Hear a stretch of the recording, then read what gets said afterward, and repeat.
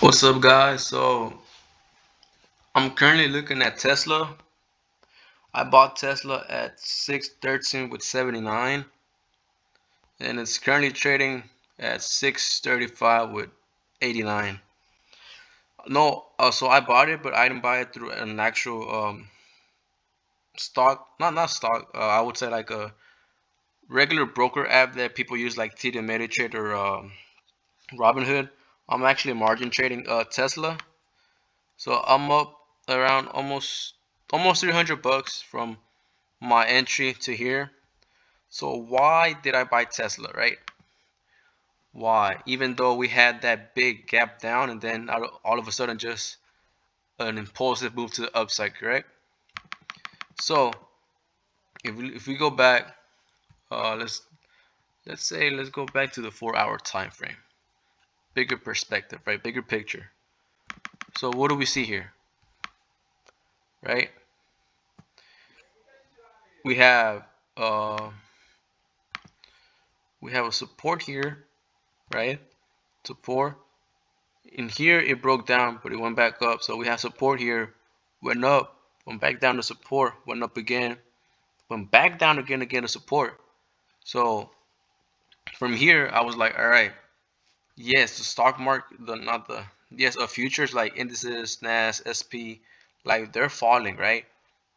But we still see the stock market rising. Tesla's rising, right? We see Amazon, Facebook, like all those companies, they're rising. Some of them are doing better than others. Some of them are just not doing good at all, correct? So me knowing Tesla, that it's hype and that there's I believe in Tesla, right? I believe in the company. I might as well invest when it's cheap, right? Because I'm not gonna buy at 700, at 800, 900 when I know it's expensive, right? Yes, I could have bought earlier, but I missed my chance. But I'm still in an early stage. I'm still in the 600s, right? So it's still good for me. I'm satisfied with that entry. I might add later more, depending on how I see the market structure going and everything, correct? So the reason I bought was because of the rejections of support. Every time it came down here to this area, bounced up. Same thing here, bounced up. Same thing here, right? So what I first want to look at is at my resistance levels, right? So the first one I see here that it has to break would be around that area of 646, right? So that's the main key area. Same things here. If you look at the back, 646 was resistance, right?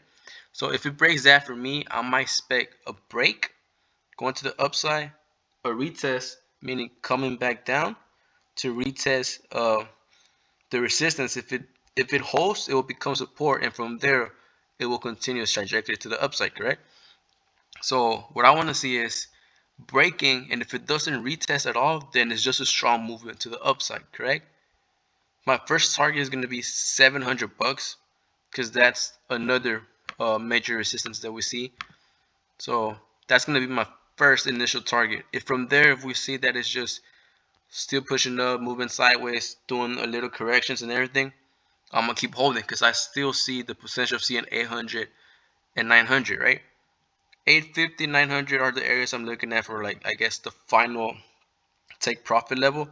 But as of now, I just want to stick to 646, which is going to be the first resistance, and then 700. From there, I'll decide if it's worth the wait, if it's worth the time to just hold it, or just take the profit, or leave some in and take most of the profit out just to be safe, you know? So, but as I was saying, we see, let's look at Nas. Let's look at Nasdaq, right? What do we see on Nasdaq on the hour time frame? Let's wait for this thing to load. All right, we saw the top at almost 1400. It just melted. Same thing came back up. This thing is just trading sideways, correct? Today in the morning, we saw Dow Jones melt for a bit, right? So we saw the opening and then the close. It recovered. So for me tomorrow, I'm expecting futures uh, to go up. I'm expecting futures to rise up, correct? So that's what I'm expecting. I'm expecting US 30 to go back up to 35K. Yeah, 35K, most likely. So I'm bullish on futures, but at the same time, I don't want to be naive. I don't want to be biased and be like, they're bullish because I'm invested in stocks and everything, you know. So we have to take into account that futures could also uh, give the direction of stocks.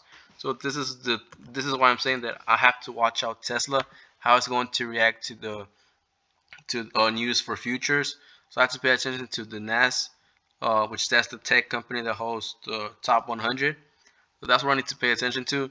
So this is my view on Tesla, 646, 700, anywhere from there. If I see that 700 holds and still going, I'm a hold. I might keep adding more trades, but from there, I'll see what happens, and I'll try to make more videos about this and see how it goes. So stay safe, guys, and God bless you.